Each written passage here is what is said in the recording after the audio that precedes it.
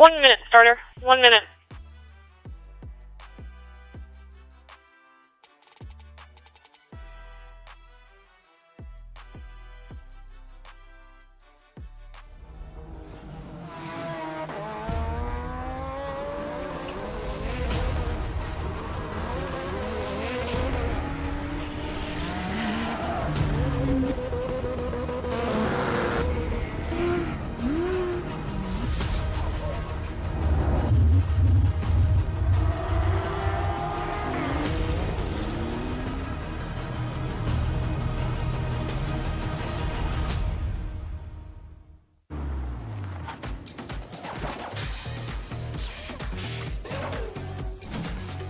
Stand by, starter.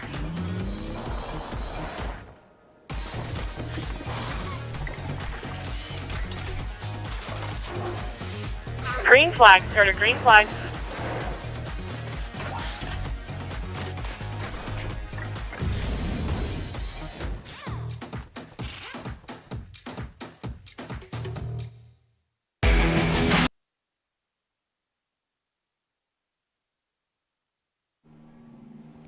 After an eventful weekend out in Texas, we return to a bit of normalcy, going from 3 series back to 1 here for the Porsche Sprint Challenge North America by Yokohama, arriving at Virginia International Raceway. I'm Joe Peak with Ryan Marine this weekend as we get ready to start the first qualifying session as we have the Caymans heading out on track. They've had plenty of testing. They've had practice to try and get accustomed to this circuit, but now the biggest story, I think, Ryan, that we've heard from the drivers is that this is a complete change around from what we saw at COTA, with lots of paved runoff to basically nothing but old school. Yeah, what a venue here. It's great to be back, first of all, but this track located in Alton, Virginia, first opened in 1957.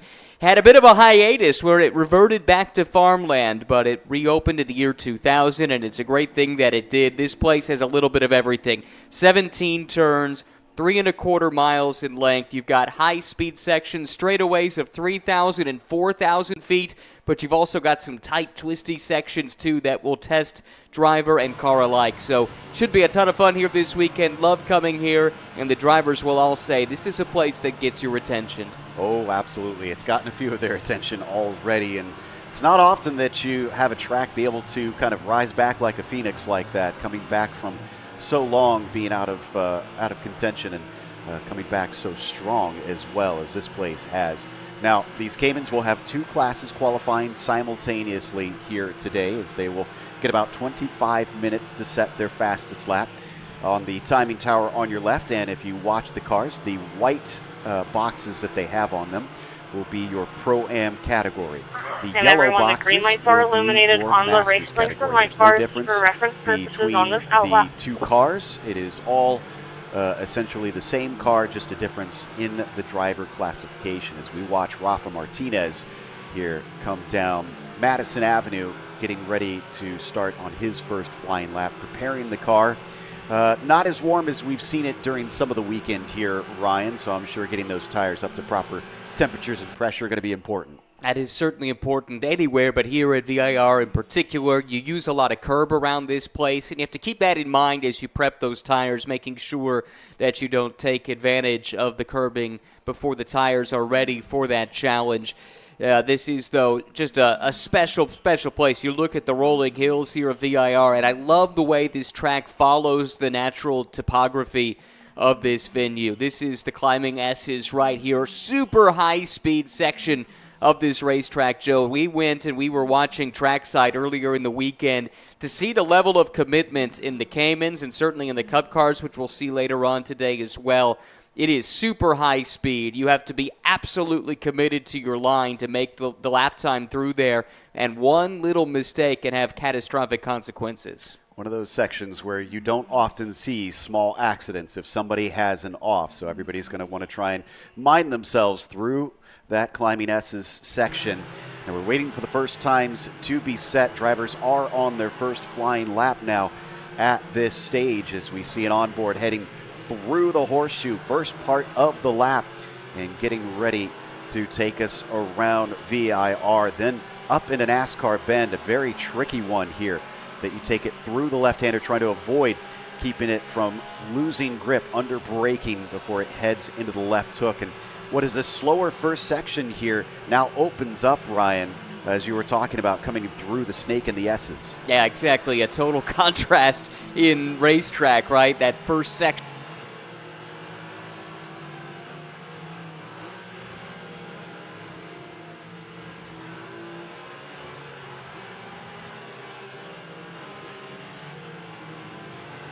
A big one. Like we said, there aren't usually small accidents here, but it looks like this is Tom Kopczynski that we're riding with was able to get away with one. If it is Tom, he had an off in a similar part of the track yesterday that tore up the splitter on that car, avoided any damage, but he's coached by Eric Filgaris, a GT4 and GT3 champion in Porsche equipment, and he said it's been a good weekend for Tom, focusing on the things that he needs to focus on, but boy, oh boy, that was some scary stuff in a treacherous part of the racetrack. At turn 8 and 9, he has continued. Turn 8 and 9 are clear. Car 8 is still slow down the backstretch. Just keeping everybody abreast of what's going out there. This is a newer driver for at least this season, Thomas Bigany, coming around to set a time. Let's see where he winds up placing himself as that lap looks like, actually not finding him on here, so I'm not sure where he went. But Bigany completing his lap. Hopefully that'll be a decent one. The fastest car is going to be in the low 152s out there. Ian Porter right now with the quickest time at a 52.6 currently, being chased by Nick Schaefer. Those two kind of forming a bit of a rivalry, but Nick has told us that he's not competing in the championship, and he's going to be cheering the others on, actually, he said, when he has to take off later on in the season. But boy, has he given Ian Porter something to think about most races. He's come along in a short amount of time. We saw him at Circuit of the Americas. He's been racing in MX5 Cup. He was racing GT4 at IMSA over the past weekend at Mid-Ohio as well, trying to cram in as much racing as he possibly can in a short period of time, because he's about to leave next month for 2 years on a church mission to Quito, Ecuador. He's a little nervous he's going to lose what he's picked up here in the first year or so of his racing career, but he comes into this weekend with a lot of confidence. He's been running very strong in multiple championships. He told us he's never won a race. I have a feeling that could change here this weekend. He's been really, really quick, and he's got Jared Thomas as his mentor. Of course, he drives with Jared in some multi-driver formats. Really a young talent that we're going to have to sit and wait for a little bit to see him again, but when he comes back, I think he might be one to watch. Certainly seems like he's got a lot of natural speed, and yeah, he's been knocking on the door. It's been a mix of some bad luck and then a mistake here or there that's cost him the chance at getting that maiden win, at least in this series. I was talking about Bigany before. He's currently 19th overall that lap that we saw him put in. Also in the Masters class, Michael Clark is currently running in 4th overall, but is holding on the provisional pole. Jason Golan, who has been kind of chasing him in the championship, especially lately since Michael has taken over that points lead, is sitting 2nd, but has 3 cars separating him: Evan Hinkle, Lonnie Unser, and Chris Hutter. One driver to keep an eye on is the one currently 9th on the leaderboard, Alain Scalzo, who has been super fast in the practice and testing sessions in the build-up to this qualifying here. Alain, a veteran, he's been doing single-make racing for a long time. He's got experience in open-wheel cars going back to the 90s, and he's a native of Mont-Tremblant in Canada, famous, of course, for its high-speed, high-commitment road course there. He loves that kind of racetrack, and he has been right there nipping at the heels of Ian Porter all weekend long, Joe.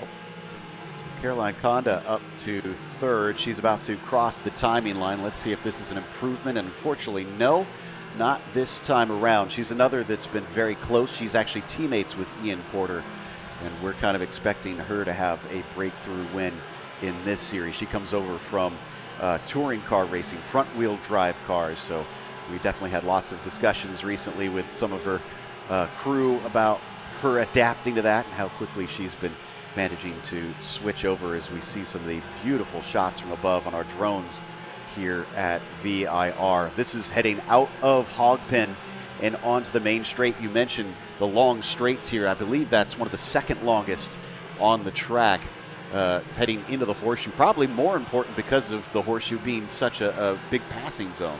Absolutely. There are a number of good passing zones around this track, but that run on the pit straight down into the horseshoe is a great place to make a pass. It's a great place to go side by side. We've seen over the years drivers can make that outside line work, and then the way that the track comes back to you, if you can hang tough on the outside, you're going to be on the inside line for the next couple of corners. There are a few sections of this racetrack that are like that, where you will see cars crossing over one another back and forth. Really, really fun to see that level of competition. This track lends itself to that. You know, we talk about the differences between Circuit of the Americas the last time out and here at VIR, but as we were talking about yesterday, Joe, it seems to me that if you had made Circuit of the Americas in the 70s or something, it would have looked a lot like this place. Absolutely, yeah. We kind of went over the differences between the track and realized, oh, well, there's actually a lot more similarities than we anticipated. Now, I've been looking at our timing sheets, and I don't see Kopczynski back out yet, I don't think. I'm not sure if he's on the track, but he has not set a competitive time. Hopefully, he can at least put one down soon, because we could run out of time. We're about 10 minutes in, so he's still got plenty of opportunity. I wouldn't want to wait too long around here, though. Well, and again, talking to that RS1 team, Tom did have a similar off yesterday, and it didn't hit anything, but going over the bumps and the grass, it did rip the splitter off the car, and we've not seen a look from the outside of that car since he's off that we saw from on board a few minutes ago, so you do have to wonder if maybe that splitter grabbed something and caused some damage. There you see the car is still sitting in the pits, and I did see out the side it looked like some crew members were working on that machine.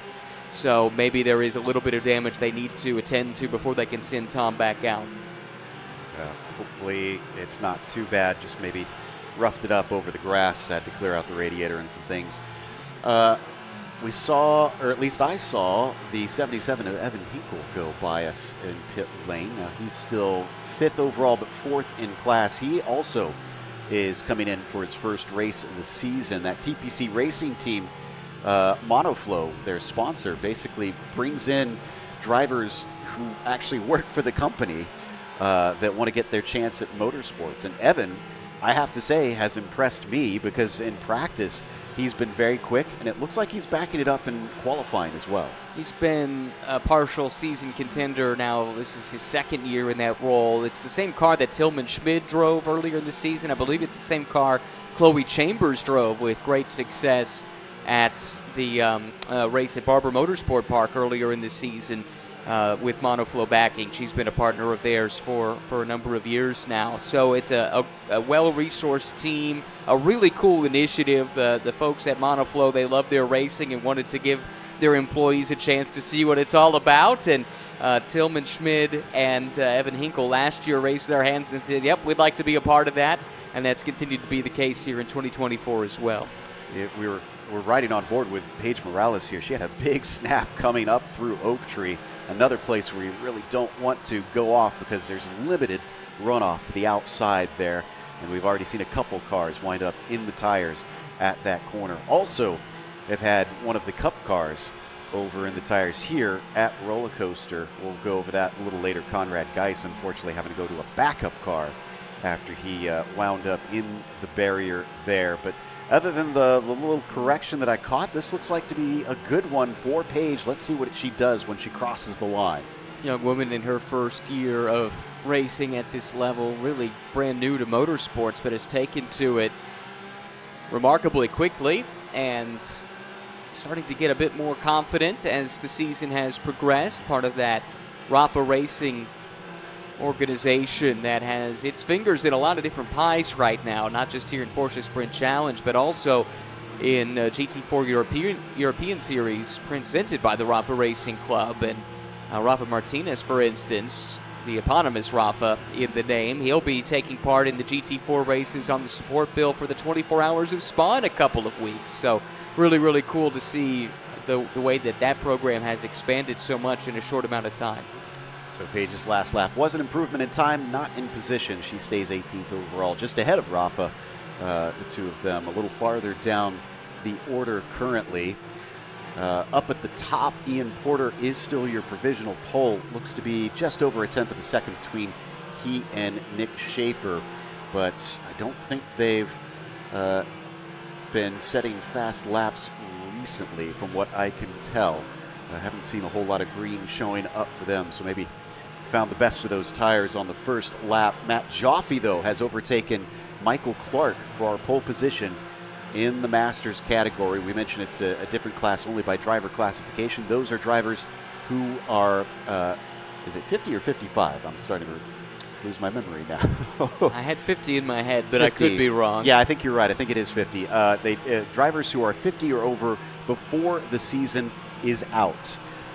So those are older drivers that are out competing. But Joffe, good to see him take the fight to Michael, who has been winning lots of races since our first round. So could use a little competition according to the rest of the field. Well, certainly it's been a really good year for Michael Clark outside of that very first race at Sebring. I don't believe he's been off the podium, including now a 4-race winning streak in this championship. Had some success in Endurance Challenge 2 and finds himself off of class pole right now by about 1/10 of a second. It is super, super close between Joffe and Clark, and I love seeing them mixing it up amongst the Pro-Am drivers as well. 4th and 5th overall in addition to 1st and 2nd in that Masters class. Seems like Bill Pelichewski's been steadily improving this season as well. He's gotten some good results, but he's currently sitting 3rd in Masters class right now, with 9th overall in that number 62 Tang Kelly Moss machine. Let's see if he can maybe jump Hutter, Unser, and Hinkle and get closer. And as soon as I say that, Bill Fennick's going to take that 3rd spot. Bill, full of energy as always, has managed to get himself a quick one, and he'll be 8th overall. Yeah, Bill's loving this, isn't he? He likes this track, and that enthusiasm, it's absolutely infectious. He's working with Chris Hall, his driver coach, who's another one with that infectious, vivacious personality. The two seem like a really good match, and Bill's driving extremely well this weekend to be in the top 10 overall. Another one of these drivers that's so new to this still, but exhibiting great pace. I think we got a message from race control. Didn't quite make out what was said, unfortunately. We'll see if we can figure that out a little bit later as we check out a bit of the track and now hop back with Rafa Martinez. I think 2nd to last in class currently, although he is 19th overall out of 25 cars. Still don't see a lap from Kopczynski and also Thomas Kerr, but I believe Thomas has been out of commission for a bit after an incident earlier in testing. A little bit wide there for Rafa coming off of Oak Tree before he picks up the pace coming down Madison Avenue, and then he's going to have to hit the brakes here and time it right over the blind crest. Stay in the pit lane until cars are released from the pit lane to go behind the wall. If you choose not to go on the racetrack, please remain in the pit lane until the conclusion of this session. So that was an interesting message from race control. Not sure why they're asking the cars to remain in a pit lane. Did we have some sort of flag that we missed? No, I don't think so, but I do think it is part of the regulations that you have to remain in the pit lane while the session is going. You can't take the car back to the paddock area to work on it, and my suspicion is that message was conveyed because somebody had attempted that maneuver, and great job by race control to remind everyone that they need to stay in the pits until the session's complete so everybody can go to Parc Fermé and get the cars teched after qualifying. We've got a couple of them in there. Michael Clark is down. Looks like Golan has joined us, as well as Pelichewski. Kopczynski is still up on the jacks a little bit down the way, and in fact, it looks like they've got the engine cover up, so that is a very bad sign, honestly. Hope we didn't do something to the rear of the car there that we were unable to see, because that could be very bad, though they will have a few hours before we get out to race later on today. Meanwhile, up through the climbing S as we go and into South Bend one more time. This is one of those spots where you have so much elevation change, and then another blind crest up into Oak Tree. High commitment section here too, as pretty much they all are around this place, using all the curbing there on corner exit, opening the hands to put that power down. This is Madison Avenue, 4,000 feet long, this straightaway. here at VIR. Longest straightaway on the track, and you do have a passing zone waiting at the end of it if you're brave enough. It is not for the faint of heart. As you can see, this is roller coaster here, and it's earned that name. A blind dot entry, then you just plunge down this hill. So much elevation change around this part of the track, Joe. It's got to be so tempting if you've got that good run, but like you said, you got to be gutsy to try and be able to pull a move off into there. I'm sure we'll see some drivers try it. Hopefully we'll get both of them out the other side as Rafa's going to bring it in, and the 85 seems to be done with his qualifying. Just saw the 77 go by us, so it looks like Hinkle is done with his. Here's Paige Morales parked up, and that looks like that is Ian Porter in front. Oh, we got a spin. That's Bigany. Turn three. We've got car 55 on driver's right at turn 3. This car's preparing to continue. So that's out of NASCAR Bend. I mentioned the difficulty braking there. And yeah, that car seems to be has what caused it, turn 3 is as clear. it was on entry. And he'll get back going. Didn't run into the wall, but now he's going to have to clean off those tires. It looks like he struggles to do so a bit through left hook. Hey, there's no shame in having issues with NASCAR Bend. Do you know how it got that name? I do, actually. Yeah. I will allow you to tell a tale, though. Under 5. This, there was a 1966 Trans Am race held here.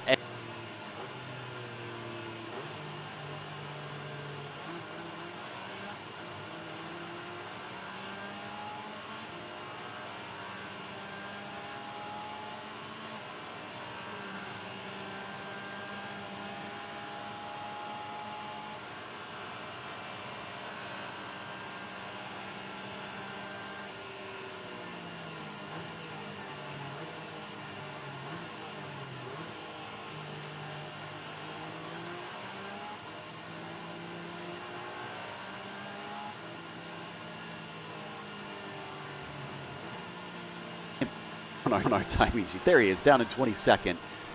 So looks like he is got a quickest time of about 1:59.2 currently.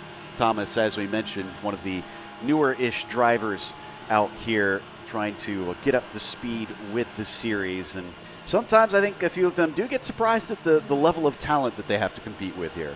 Comes from a historic racing background, is coached actually by Catherine Legg, probably best known for her open wheel and sports car racing exploits, but does have some NASCAR experience. So there's the more NASCAR Bend, NASCAR connections for us here this weekend, but has made a handful of NASCAR starts in her career. But great to see Catherine here. She's fresh off of an IndyCar hybrid test at the Milwaukee Mile just a couple of days ago. Yeah, I actually didn't know that she had run some NASCAR rounds. I'm going to have to go look that up. Seems like Bigany is going to call it quits, I think, on this session as he pulled into pit lane. Joe Rizzo out there. Speaking of great coaches to have, Spencer Pompelli has been helping train Joe out there.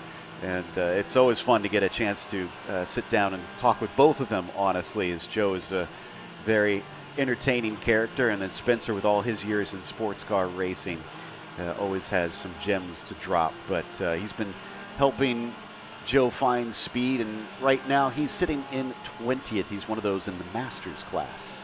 We've often said, and it used to be hypothetical, if you put the coaches in this series in a race, we'd have a pretty good race on our hands. But you kind of got to see it a little bit with the first Endurance Challenge race, in which many of these drivers chose to share their car with their coaches. Yeah, I mean, as soon as they announced the Endurance Challenge, many of the drivers and the coaches were extremely excited because they've been wanting to share the car and get to compete with one another, as well as their students. And yeah, it was an absolute joy with big names like Trenton Estep out there. And we had Pat Long racing, of course, so as well as Jan Magnussen was out at COTA. So definitely a pretty star-studded event for a Porsche Sprint Challenge race out here in North America, where usually this is sort of the cut your teeth kind of series that we see the rising stars, as well as, like we said, with the Masters category, those who might finally get their chance to go racing and didn't get to when they were younger. It is for some a destination. It is for others a jumping off point, a launching pad, if you will. And Ian Porter is one name that I think we might be seeing racing in the higher echelons of that Porsche pyramid down the line. He is, at the moment, on that provisional pole with just 1 minute left remaining. in the qualifying session. This would be his first pole, Joe, since the second race at Sebring. If you recall, he got both poles at Sebring and has not had a pole since. He's yet to finish worse than second in a race, and it looks like he'll be back in prime position to go for another race win. It would be 3 on the trot if he could get the win here today. It is interesting because usually you would expect the opposite, that it would be a driver who could maybe hot lap, but not without the race experience, wouldn't be winning as many races. But no, Ian, I guess he's not slow, mind you. He's still been up at the top every time he's qualified, but it's been his races that have really impressed out here. And we'll see if he can back that up with more victories today. Last of the cars look like they're kind of heading in. Checking to see if anybody is out on circuit. The 24 and the 69 might have, no, they don't have enough time to start a new lap. So if they decide to stay out, this is going to be it. We hear the call for the checkered flag. So let's see if either of them are able to improve. Tough to do, I think, as you get deeper into the tire life. 4 cars in Cayman Masters. Cars 9, 17, 26, and 15. That's 9, 17, 26, and 15. So going to be car bringing 69 first to receive checkered. Car 69 into tech, and the 69 top 4 is in Cayman Daniel Pro-Am. Cars Ammon, 86, who's just wrapped 70, up his qualifying. I think he 84, and 77. only needs to That's bring it 86, back around because the 24 70, has taken it into 84, pit lane, and which means 77. We need our all cars to qualifying park from is A, please. over. All So cars to park a from quick A. run through of your top finishers here. We've got Ian Porter taking that provisional pole with Nick Schaefer following him by just over 1/10 of a second. Caroline Conda going to be trying to run down both of them from third in the Pro-Ams. Then you've got your Masters pole sitter, Matt Joffe, 4th overall. Michael Clark following him. Can Michael continue that winning streak against Matt? And that's your top 5. From there, Hinkle, Unser, Scalzo, Finnick, and Chris Hutter round out your top 10.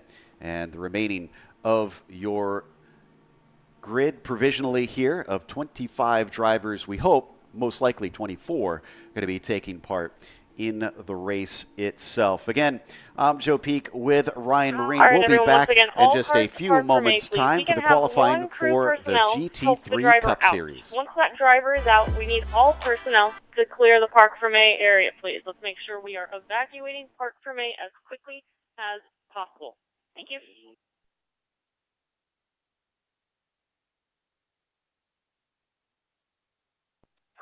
All right, everyone, let's make sure all race car drivers are going to tech as well. We need all the drivers of these cars to report to tech as well, please.